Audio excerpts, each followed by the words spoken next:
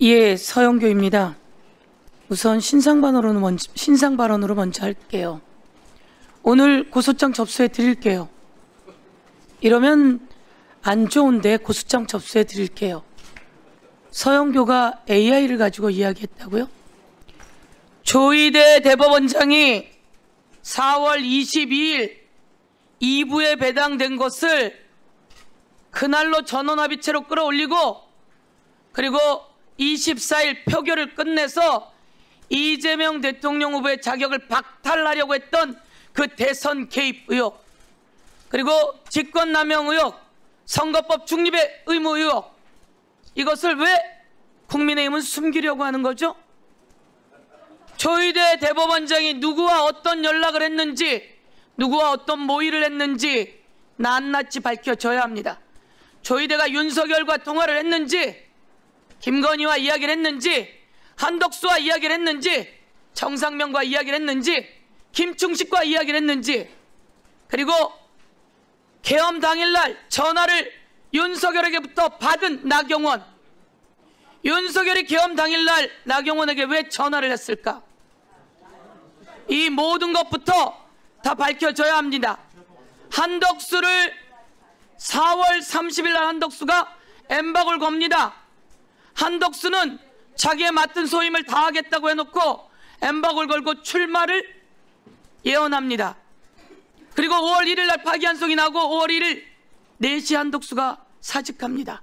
그리고 국민의힘 의원들이 한덕수를 대통령 후보로 만들려고 온갖 발악들을 하죠. 그 과정에서 한덕수와 국민의힘은 무슨 전화 통화를 했는지, 어떻게 만나고 무슨 모임을 했는지, 그리고 조희대가 5월 1일 3시에 파기환송하는 그 시간을 어떻게 알고 한덕수는 4시에 사직했는지, 그리고 전날 어떻게 엠박을 걸었는지, 이 과정에서 윤석열, 김건희, 쌍권, 그리고 윤석열이 전화한 나경원 등 모두 다 의혹 아닙니까? 저는 낱낱이 밝혀져야 된다고 생각합니다. 그래서 이 부분에 대해서 우리가 청문회 하자고 했던 거 아닙니까? 꼴리는 게 없으면 나왔어야죠. 꼴리는 게 없으면 나왔어야죠. 조희대 대법원장 취임하던 날 이야기한 겁니다. 한 건이 사법부의 신뢰를 통째로 무너뜨리게 할 수도 있다는 것을 반드시 명심해야 합니다. 그 한 건이 불공정하게 처리한 사건, 그 한 건이 이게 바로 5월 1일 파기환송한 그 사건이에요. 사법부의 개혁의 문은 조희대가 열었다. 사법부 개혁의 문은 지기현이 열었다. 검찰 폐지의 문은 윤석열이 열었다. 검찰 폐지의 문은 윤석열과 함께 있었던 그 검사들이 열었다. 조희대는 국민 여론조사에 의하면 7명, 6명이 사퇴해야 한다고 이야기합니다. 이 사퇴해야 된다고 하는 10명 중 6명이 사퇴해야 된다고 이야기하고, 자, 오늘 공개하겠습니다. 조희대 출석 요구에 대한 의견서, 출석 요구에 대한 의견서. 잘 보세요. 출석 요구에 대한 의견서는 5월 9일 날 낸 것과 9월 25일 날 낸 겁니다. 자, 빨간 줄 친 게 똑같은 내용입니다, 국민 여러분. 이렇게 국회에 대해서 국민이 부르는데 이렇게 오만방자한 조희대, 보십시오. 최근 지난 5월 요것만 달라지고 똑같습니다. 이게 바로 조희대가 복붙한 그 출석의 요구에 대한 의견서입니다.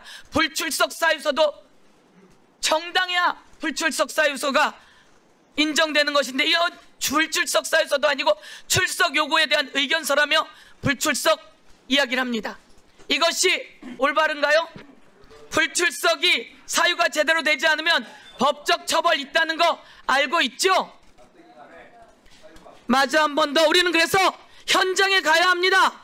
조희대가 도대체 무슨 일을 벌였고 어떤 일을 했는지 우리가 조희대 일정을 요구했어요.